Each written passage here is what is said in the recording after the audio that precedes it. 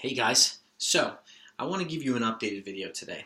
About a month ago, as you know, I put out my MLB free agent predictions video, um, which is a broad generalized. I put about a pretty robust list of about 20 to 25 players where I think we're going to go and so on and so forth. Quite a few things have happened since then, whether it be trades or signings and so on. So what I want to do is just recap some of the things that have gone on this offseason so far. Obviously, the big ones haven't happened yet, but there's quite a few significant moves that have happened, whether it be signing or trades. And then what I wanted to give you is an updated list on my MLB free agent predictions, so you can compare the two. Okay, if you haven't seen the first one, it's in the description down below. If this is your first time seeing a video on my channel and you're a baseball fan, this channel's for you, so please click that subscribe button and click the bell next to it. Okay, if you want team-by-team breakdowns, I've done individual team breakdowns for every single team in the major leagues for this offseason versus for what I think they should do versus what I think they'll likely do. Many of which have posted before some of these moves have taken place, so there could be some adjustments there, obviously. But if you're a fan of any team, click that subscribe button. If you know family and friends who are, please tell them about this channel. Please have them take a look at the videos. I want to know what all you guys think. I love doing this stuff, and as baseball fans, we put on our GM hats on a regular basis. We want to know what our teams are doing, even in the off season. So, and with the winter meetings coming next week, things are really going to start picking up, and things have already started picking up a little bit. But that curve's probably pretty much going to go up pretty quickly now. There's a lot of players left that haven't signed yet or been traded yet. So I have trade predictions videos on there, trades that should happen, trades that I think will happen. I've got winter meetings predictions videos. Bottom line is, if you enjoy videos like this, be sure to click that subscribe button if you haven't yet done so. And click the bell next to it, because I put out new videos every day or every other day, and I don't want you missing out on any good stuff. And I'll be posting stuff on a regular basis. So as long as you guys keep enjoying these videos and watching them, I'm going to keep putting them out. And the more likes I get, if you like the videos, please click that like button. YouTube kind of shares it more regularly the more likes I get as well through their algorithm. So my goal is to share this with as many people as possible, so that we're not only getting feedback from the analysts on TV, ESPN, or the MLB Network, Yes Network, and so many other places. We're getting them from our fellow baseball fans too. So, and we're the ones that pack the seats in stadiums. We're the ones that kind of go crazy when our team does well, or when they don't do well. So, anyway, with that, let's go over the list of what's happened so far. There's probably a couple other moves that I haven't put on here, but these are most of the notable ones that have happened that will affect teams' moves moving forward. So, Atlanta Braves, they've been pretty active. They made some significant moves. They signed Will Smith for their bullpen to a 3-year deal. They signed Cole Hamels this week, added a starting pitcher. And they signed Travis d'Arnaud, catcher. And they've also re-signed one of their existing relievers, Chris Martin. So they've addressed their bullpen with a re-sign and an addition. They've added somebody to the rotation, and they've also added a veteran catcher as well. Do I think they're done yet? No. I think they have one more notable signing. And if you want to know who I think it's going to be, watch this whole video, because my predictions, one's going to come up next. All right. Cincinnati Reds. They've signed Mike Moustakas. It's for I think he's being moved to second base because they have that stud third baseman. They also have Joey Votto at first base. So I think they're moving him over to second, which still leaves a hole at shortstop, which I think they'll address somehow. This gives him a good veteran bat. It also takes him away from the Milwaukee Brewers, because they're in the same division. So it makes Cincinnati notably better. And they've also acquired Jose De Leon as a starting pitcher in a trade as well, about a week or so ago. Again, the Central teams are making moves. Speaking of Central, Chicago White Sox. They've re-signed Jose Abreu, who accepted their qualifying offer, but then they tacked on 2 more years after that. Good move. They also added Yasmani Grandal, catcher, I think a surprise move. And some of these moves are surprises, obviously. But Yasmani Grandal is one of the bigger surprises. But he also adds a veteran catcher who was the best free agent catcher out there. And it really makes their lineup better. But I think he's going to do a great job at helping some of their young pitchers, especially Lucas Giolito. It's a good move for the White Sox. New York Mets. They've acquired yesterday, I think it was, or the day before, they acquired Jake Marcinek from the Houston Astros for, I think, prospects and, maybe draft picks and cash. It's actually an upgrade in the outfield for them. I think he's a step up from Michael Conforto And he also brings playoff experience and championship pedigree to that team as well. And he's relatively young. So a good move for the Mets. Obviously, I think they have some more moves ahead. I think they need to make some significant moves as well. Now, let's go to the Milwaukee Brewers. They acquired Omar Narvaez from the Seattle Mariners, who's a catcher for Adam Hill, who was a relief pitcher and a pick. Okay, that was a trade they made a couple days ago. They also made a trade a couple days ago too. I think it might have been I don't remember what day it was, but they acquired Luis Urias, a shortstop / second baseman, and Zach Lunar from the San Diego Padres for Trent Grisham, who's an outfielder, Zach Davies, starting pitcher. Okay, San Diego made another trade as well, but we'll go over that in a second. So that's what Milwaukee has done, and we know what the Seattle's done so far with the trade with Milwaukee. Now let's go to Washington. They re-signed Howie Kendrick today, which is a good addition. They still have to address third base and first base. Do I think they're going to re-sign Rendon for third base? Wait till you see my next board. Okay, and they also re-signed Yan Gomes, a catcher, a couple days ago as well. So they've addressed some holes. They still have several more to address, Rendon and Strasburg specifically. Okay, let's go to the Padres now. They acquired Jurickson Profar from the Oakland Athletics, who's a shortstop, second baseman, about 27 years old, 26 years old, for cash and I think some prospects. And so I think actually a decent move for them. They signed Drew Pomeranz for the bullpen, who I think is a huge addition because he's going to complement Kirby Yates, who was also a dominant reliever. Now they've got two dominant relievers for the bullpen to complement one of the bigger moves I think they're going to make, which I'll talk about in a minute. And then they also acquired Tommy Pham, who's an outfielder in the Hunter Renfroe trade with the Tampa Bay Rays. They acquired Tommy Pham and Jake, I think it's Cronenworth. So Pham's an outfielder, and Cronenworth I think is a two-way player for Hunter Renfroe, and who's an other outfielder, and Xavier Edwards, a shortstop, and a player to be named later.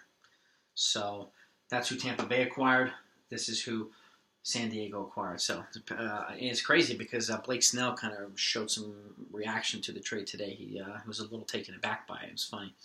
But nevertheless, it's legit outfielder for legit outfielder and some side pieces as well. Okay. Oakland, aside from the Profar trade, they signed Joaquin Soria, I think, for 2 years. Bullpen reliever. Minnesota, Jake Odorizzi accepted his qualifying offer, so he's back with them. They also signed Michael Pineda, I think yesterday, or actually, today, starting pitcher, so they added another piece, and they addressed their starting rotation, and they signed Alex Avila as well for catcher for a 1-year deal. And I don't think they're done either making moves, but I do think it potentially takes him out of the running for a big pitcher. But we'll see. Philadelphia Phillies. Obviously, they made the first really big move of the offseason. They shot a little bit of a surprise. They signed Zach Wheeler, starting pitcher, for 5 years, $118 million. But more significantly, they took him away from the Mets, who's in the same division. So it's going to make it harder for the Mets. It's going to potentially make the Mets, put the pressure on them to make another move of some sort. Miami Marlins have actually made a couple incremental moves to get better. They acquired Jonathan Villar, who was released by the Baltimore Orioles, a surprising release for second base. I think he'll be a good veteran presence for them. They've also acquired or claimed Jesus Aguilar off of waivers, who's a first baseman. So they addressed two infield positions with veterans who I think will give them some decent offense as well. Good additions to the lineup, good additions to the overall clubhouse for the young players that are coming up. Because they do have a pretty strong, I think they have a top 5 farm. So they have a lot of prospects who are still developing. They're obviously in a total rebuild as well. So I think players like this, and I think they'll make a couple of other incremental moves as well to get somewhat better. And lastly, Texas Rangers signed Kyle Gibson, starting pitcher. I think a 3-year deal, right around $30 million or something like that. So these are the notable moves that have happened so far. There are obviously a couple other ones. If I missed them, my apologies. But let me take this down now. Let's go over the updated free agent predictions list. And again, watch my other one first, if you dare. So, my trusty pad right here. let's go over this list. My top 15. Now, I've taken the guys who have already signed, obviously, off this list. So it's gone down from like 25 to 15 or somewhere around there. Madison Bumgarner. Okay, we'll go 15 to 1. Madison Bumgarner, I think, is going to be the other splash for the Atlanta Braves with Cole Hamels, and the Braves are going for it this year. They're definitely going for it, and especially if Strasburg and or Rendon don't re-sign with the Nationals, it kind of leaves them a little bit of a hole. So, and if Atlanta has a shot to leapfrog them, or Philadelphia, I think they're going to take advantage of it, right? Austin Romine, I have him re-signing with the Yankees. Dellin Betances, I actually have him going across town to the Mets. I think they're going to wind up overpaying for him because they need another bullpen guy. And I proposed a crazy trade proposal in one of my other videos for Josh Hader for the Mets, but I don't think they're going to do it. Betances would be a nice addition. He'd be a nice addition for the Phillies or the Dodgers as well, because Jansen's no longer Jansen, and the Phillies need another, a bullpen guy as well. But I think the Mets are going to wind up overpaying and giving him, 3 or 4 year deal. Brett Gardner, I think, is going to re-sign with the Yankees. Dallas Keuchel, I actually think, is going to come to Tampa Bay. Low-key market, give them a really, really good veteran presence to that rotation to complement Blake Snell and some of these other young pitchers that they have. And I think he might be the piece to really put them at a high competitive plane there. He'd be a good addition for them, a good veteran player. He'll probably get 3 or 4 year deal, but he'd be a really good fit for Tampa Bay. Martin Maldonado, since Yasmani Grandal did not sign with the Mets last year, even though they offered him 4 years, he took a chance on himself and it paid off. I think they're going to bring in Martin Maldonado. He's also one of the top free agents starting / backup catchers. I think he'll have a bigger role with the Mets. 32 years old, but he will classify as an upgrade on the Mets. And the Mets need a good backstop there to complement a lot of their a lot of their pitchers. So I think Martin will be a good fit. Hyunjin Ryu, I think that's how you pronounce it. I think he's going to go to the Chicago White Sox. I think they're going to make a splash. I think they're going to make 2 splashes, actually. One of which is going to be Chicago White Sox. It'll be a more surprising move. And plus, they'll take him away from the Dodgers, who actually don't. Personally, even though they have a lot of cash, I think that Dodgers moves are going to be made, the bigger moves are going to be made via trade than signing. But I could be wrong. They could surprise everybody and sign 3 or 4 guys because they have like 60 or 70 or $80 million free under the cap. So. And the luxury tax cap. So don't be surprised if they do. Marcell Ozuna, Chicago Cubs. Plus, it also takes him away from St. Louis. I think the Cubs are going to make a bold move. I still think they might be trading Wilson Contreras or Chris Bryant of some sort. They may even shock people and trade Kyle Schwarber because all 3 of them are going to get expensive. But right now, they can extract a lot of value from Wilson Contreras, and they do have a top catching prospect who can slide in right behind him, who's already been up to the majors. They can get a lot and address a lot of holes with Contreras. And even though he's a catcher, they still need an outfield. They still have outfield hold as well. And I think Ozuna will be a good fit for them. Yasiel Puig, Detroit Tigers. I mean, they're obviously a rebuilding team, but I just think he's a good fit there. It's a little bit of a crazy environment there. I think his bat will play well there, and even though he's getting older, Miguel Cabrera, he needs some complimentary bats there. And I think, plus he has a cannon. With that spacious outfield in Detroit, he's got a bazooka for an arm. I think he'd be a good fit for the outfield, plus the lineup. And a change of scenery would be good for him. So, Josh Donaldson, I think he's going to sign with the Washington Nationals. I don't think Rendon. That means I don't think Rendon is coming back, and I think he'll be, probably get a 3 year deal for, I don't know, $60 million, but it's going to be a hell of a lot less than Rendon's going to get, which is probably $200 million. So, and isn't really that much of a step down, even though he's several years older. He still has pop in his bat, which he proved last year, and I think he'd be a good complement to Washington's lineup. It would take some of the pressure off of him as well, because there's so many good hitters there and so many good players. I just think he'll be a good fit. Nicholas Castellanos. It's my other splash with the Chicago White Sox, Rio and Castellanos. I think the White Sox are going to make 2 significant moves, and I think they're going to, because they're going to want to leapfrog Cleveland and Minnesota, especially if Cleveland happens to trade Lindor somehow and they get a couple of major league pieces, but they get some really good prospects in return. That's their opportunity to leapfrog right there. And do I think Cleveland's going to make some moves? Yes. Do I think Minnesota's done? No. But I think Chicago White Sox have put themselves in a position to really leapfrog teams, and especially since they haven't signed Zach Wheeler, and they did have the high bid for Zach Wheeler. But proximity was a little bit more important to his family, which I totally understand. I think they're going to make 2 splashes, and if you think about it too, Castellanos and Rio combined are probably going to cost about what Wheeler cost, so or maybe a little bit less. So it's just something to think about. Didi Gregorius reuniting with Joe Girardi in Philadelphia Phillies. That allows them to keep Kingery at third base or move him to third base now that Michael Franco's no longer there, and move Gene Segura to second base because Cesar Hernandez is no longer there, and you plug in Didi at shortstop. And now you've got a really well-balanced infield there. And I think he'd just be a perfect fit, veteran player for that lineup and that clubhouse. Joe Girardi knows him well, and he's a really good player. He's only 30, and I think his lefty bat will play really nicely in Philadelphia.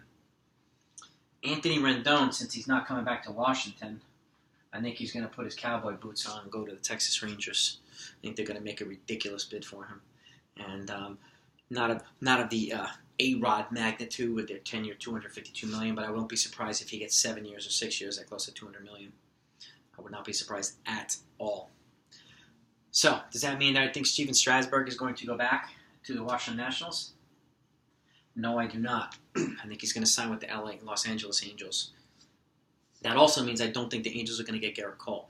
They've been known as kind of the favorites, or suggested as the favorites. Now, that said, the Yankees have been given approval to give Garrett Cole a record contract yesterday. Cashman got the approval for it. Strasburg signing with the Angels still have more holes to plug. Strasburg's not going to be enough. Neither is Cole. For the Angels, they still have more holes they have to fill. But I do think Strasburg, being a California guy, will play nicely. He'll probably get a 5-year deal, and he'll pitch well at the Los Angeles Angels. Now, does that mean I think Garrett Cole's going to go to the Yankees? Nope. I think he's going to sign with the San Diego Padres. He's going to be I think the Padres are going to pull a whopper here, and they're going to outbid the Yankees, who will also offer him a record contract. I think the Yankees will outbid the Angels, but the Padres will outbid the Yankees. And since Garrett Cole's a California guy, I do think proximity is going to play well. He's going to get money no matter where he goes, but I think the Padres are really in a position to really make some moves. And like I said, the Dodgers, personally, I think their big moves are going to be via trade. But again, I would not be surprised if they sign Cole or Strasburg or Rendon or a combination of them. I just think that Garrett Cole's, he fits in perfectly with that San Diego rotation there in that clubhouse. And they're really going for it too with the Machado signing and these young studs that they have. And I think he'll be a perfect fit there. And it'll put him in a position to potentially leapfrog the Dodgers, especially if the Dodgers don't get him. So here's my list. Let me know what you think. If you think I'm nuts, tell me I'm nuts. If you like it, please click the like button. Well, please click the like button either way. I really appreciate it. And for my consistent supporters, thank you guys. I love you guys. I want to keep sending out good videos for you to enjoy. Please share it with a bunch of other people. And if you haven't subscribed to this channel yet, please subscribe and click the bell next to it so that I can continue to send out more videos, and say YouTube will continue to share my videos as well with as many people as we can possibly share them with. So again, if you have comments down below, if you have comments you want to make, put them down below. I respond to all comments. If you have a specific request, put it down below. I respond to requests. So and I'm actually right now I'm batting 1,000 on accommodating requests for videos. So hopefully that's an encouraging thing for you. Anyway, I hope you enjoyed this video. Happy holidays, everybody. Talk to you next time.